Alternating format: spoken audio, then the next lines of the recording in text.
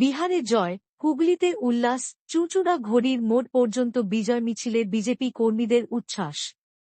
বিহার বিধানসভা নির্বাচনে বিজেপি জোটের জয়ের সাফল্যকে স্বাগত জানিয়ে আজ হুগলি জেলা জুড়ে দেখা গেল উচ্ছ্বাসের ঢেউ।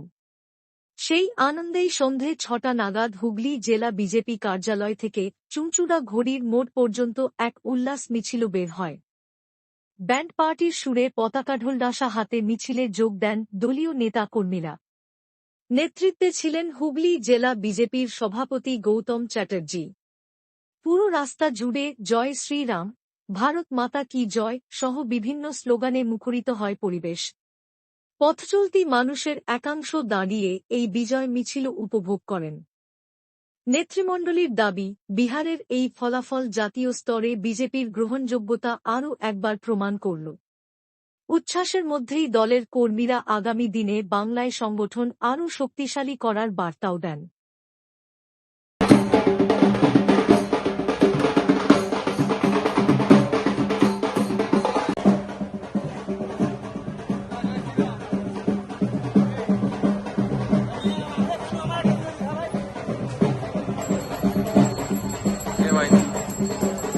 সবাইকে দে, কাস্টমারকে দে, লাড্ডু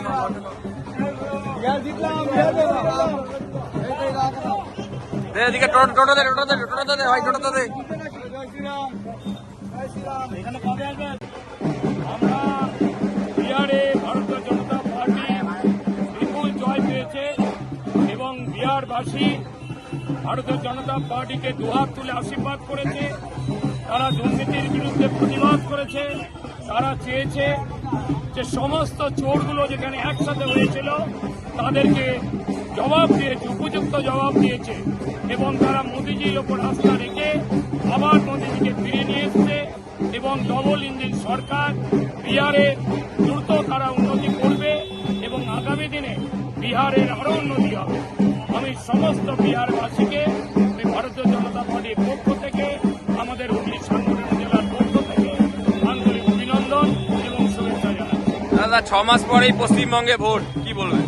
6 মাস পরে যে পশ্চিমবঙ্গের ভোট, এই ভোটেও আমরা আশা রাখি যে এই বাংলারবাসী যারা এদের এই দুর্নীতি দেখেছে, যারা তৃণমূলের সমস্ত অত্যাচার, মা বোনেদের যেখানে তাদের সম্মান নেই, তাদের প্রতি অবিচার করা হয়েছে, আমাদের 26,000 চাকরি চলে গেছে, এই সমস্ত প্রতিবাদে তাদের মনে রেখে তারা আগামী দিন বাংলায় যে 26-এর নির্বাচন, সেই নির্বাচনে তৃণমূলের বিসর্জন দেবে এবং ভারতীয় জনতা পার্টিকে সরকারে নিয়ে আসবে।